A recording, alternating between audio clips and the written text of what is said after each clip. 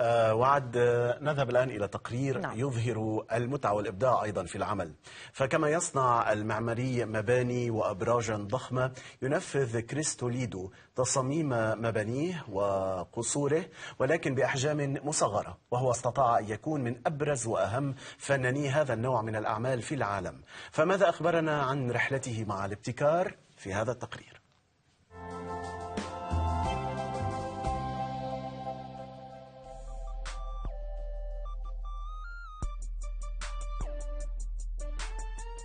من منا لم يمتلك في طفولته منزلا مصغرا وأدوات طهي وباقي الأغراض المنزلية للعب بها؟ لكن كريس توليدو نقل ألعاب الطفولة إلى مرحلة من الاحتراف، فبدأ بصنع المنازل المصغرة بتفاصيل مبهرة تكاد تشعر معها كلما اقتربت أنك تود أن تقطن إحداها.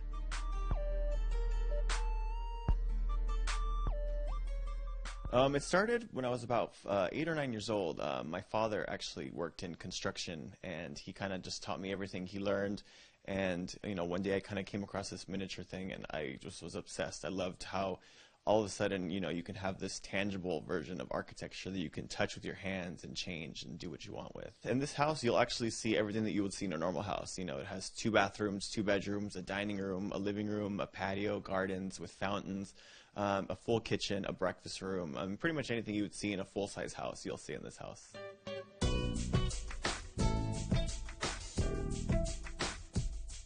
لم يأخذ كريس كامل موهبته من والده فحسب، فوالدته احترفت الرسم والحياكة، وفضول الفنان الذي نشأ فيه منذ الصغر دفعه ليتعلم منها تفاصيل ساعدته على بناء بيوته المنمنمة والمثالية، إذ يراعي أصول العمران والهندسة الداخلية بدءا من باب المدخل وصولا إلى باقي الغرف.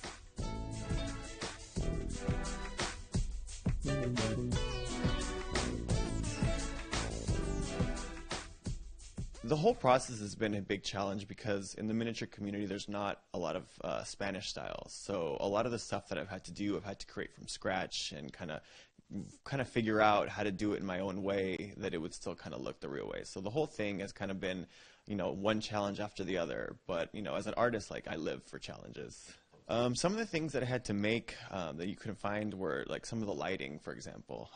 You know, the Spanish style lighting is very iron work. It's very heavy with very small details, and you know that's something you don't see in miniature communities. So that's one thing that I kind of had to figure out how to make my own using jewelry and pieces of wire and metal, and it was all just a big process of trying to kind of figure out what's going to work.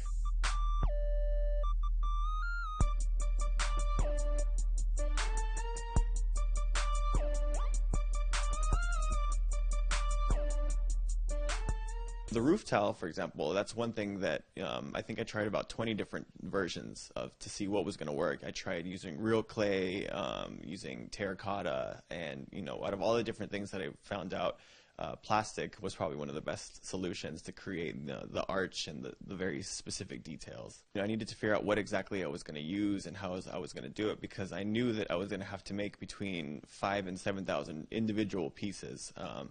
And, you know, each piece has to be made one by one. You know, I cut the original shape, and then I have to make it arched, and then I have to paint it.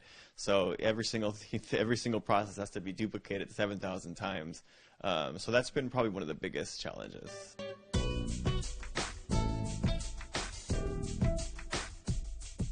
ينشر كريس عبر صفحاته على وسائل التواصل الاجتماعي بعضا من مراحل الإعمار التي يقوم بها دون أن يكشف عن أسراره، ففي النهاية يحتاج عمله إلى الكثير من الدقة والصبر بجانب الموهبة، وهو يسعى في كل مرة كي لا يكرر نفسه في الأفكار وطريقة التنفيذ.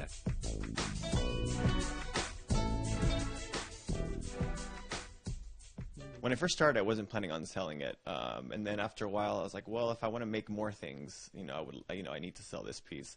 So I'm hoping to get between $80,000 and $100,000 for it. A lot of the tools that I use, you would find in a regular construction site. I use a table saw, I use a router, I use different sanders and saws.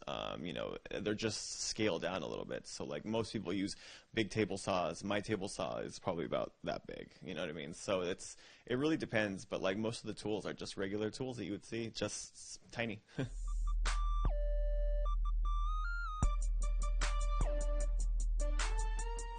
بينما يكثر الفنانون التشكيليون التقليديون حول العالم، يخرج كريس توليدو بفنه المختلف ليؤكد بأن أحلام الطفولة قد تتحول إلى مهنة حقيقية جدية في حال قمنا بملاحقتها من الألف إلى الياء.